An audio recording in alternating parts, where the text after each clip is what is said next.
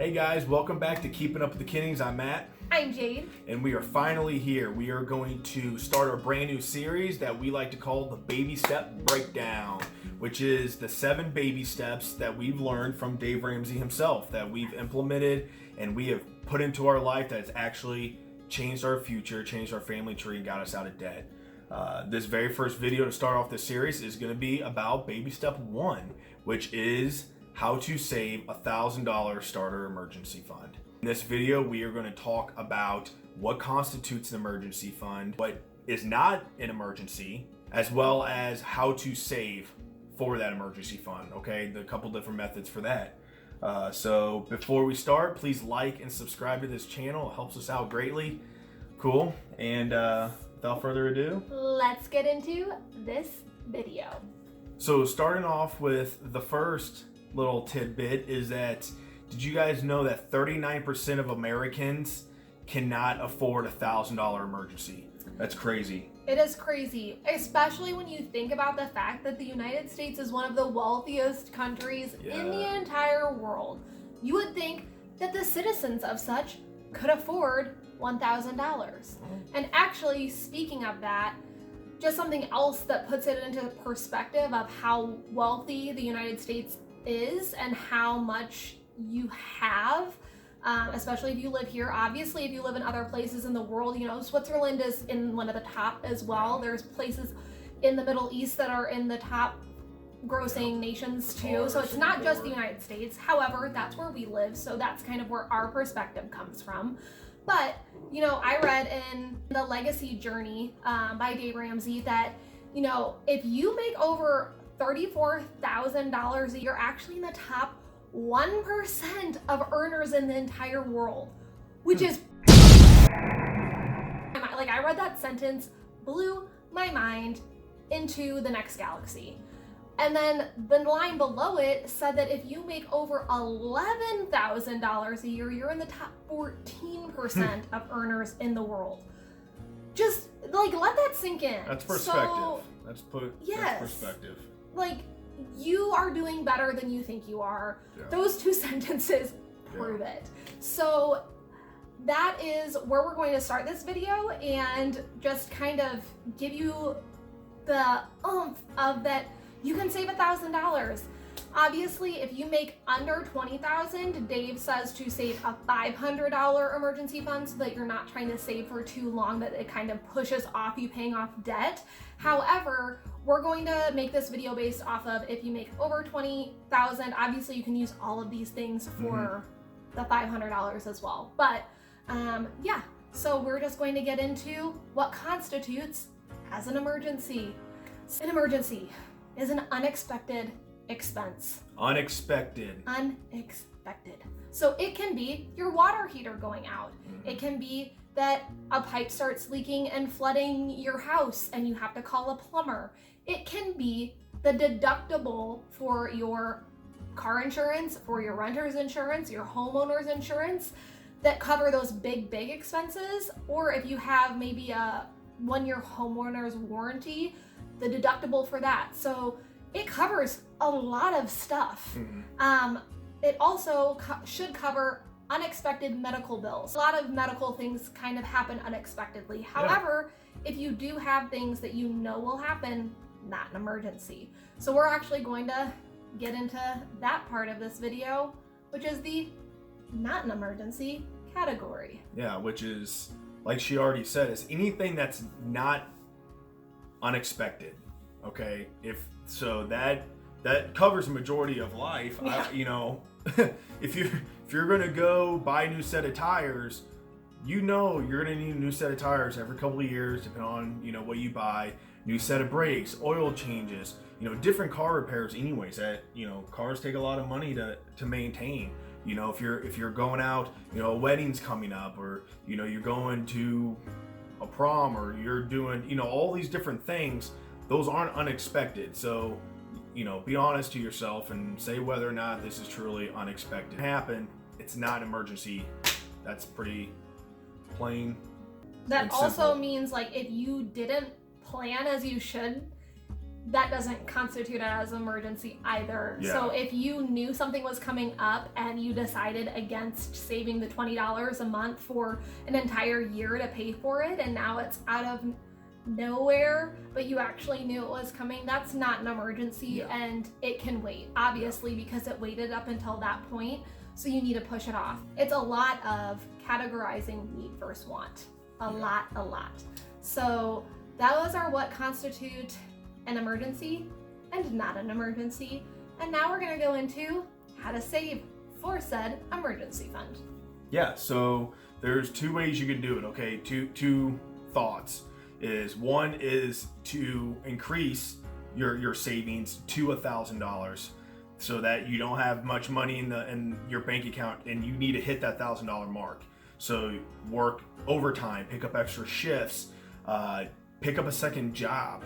And then also selling things around the house. I mean, Jade and I, we've sold a lot of stuff in the past few months, and we've made a lot of money just by selling random stuff that, sits around the house. And then come time to get rid of it, I'm like, oh no, we need that. Yet I've never used it, so there's other ways, right? Pick up shifts, different jobs, sell stuff.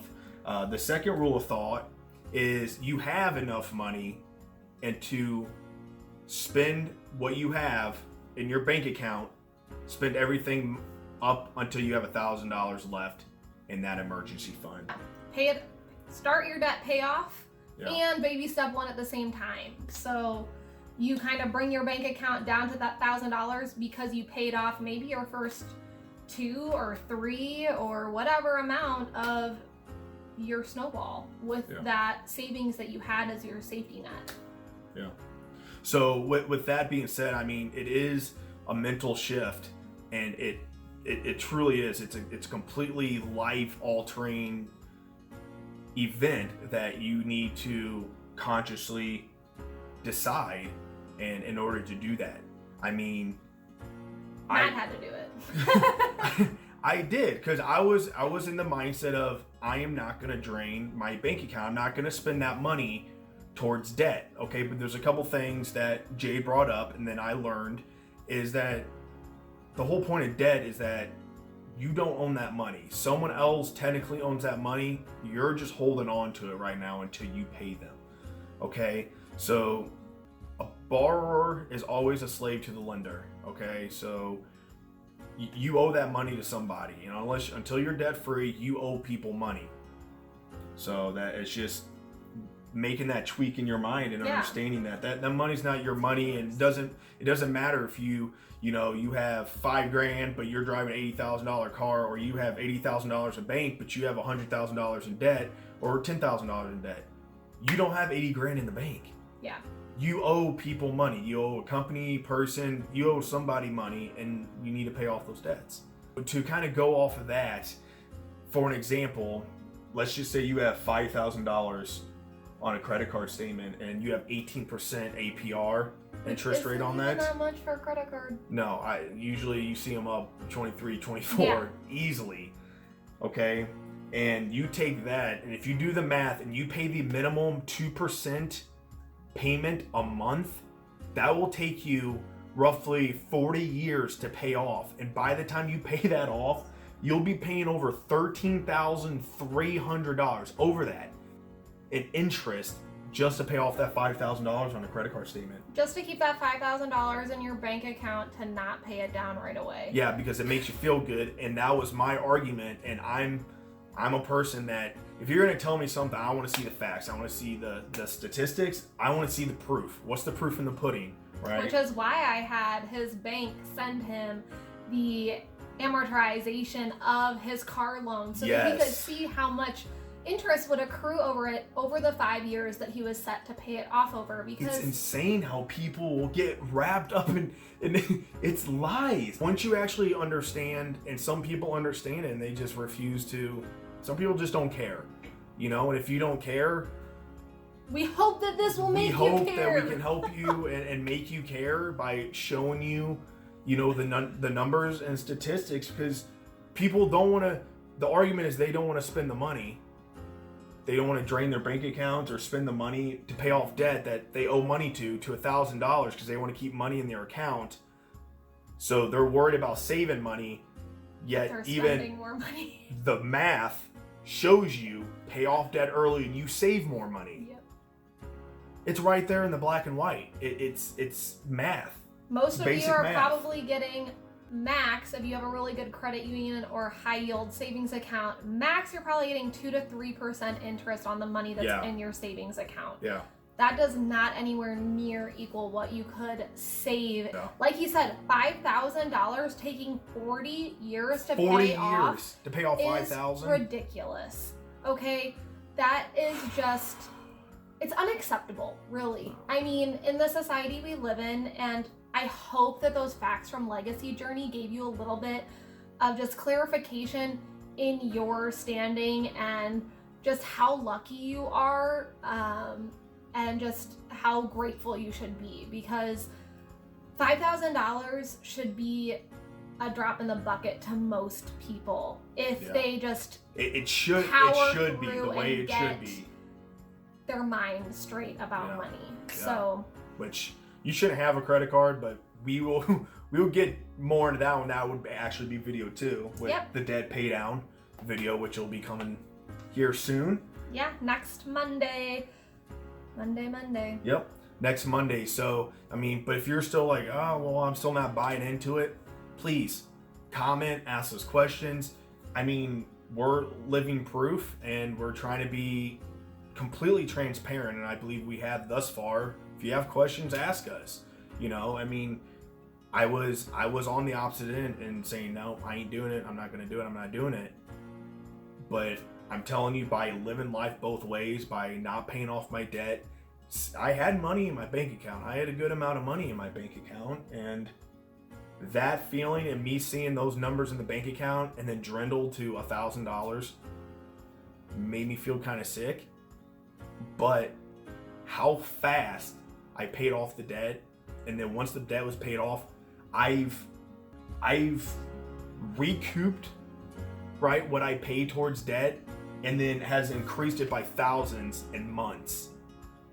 And we will never go back. We never use a credit card. We won't do any of this. I mean, it's just it feels a lot better, and you might be scared to do it, but hopefully this will change your mind. Yes, I hope it does. I really hope it does.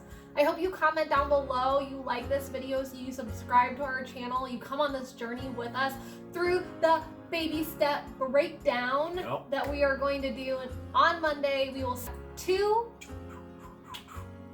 which is the debt snowball. Yep. So that'll be a good one. Yeah. We will see you then. Have a good week. Bye. Bye.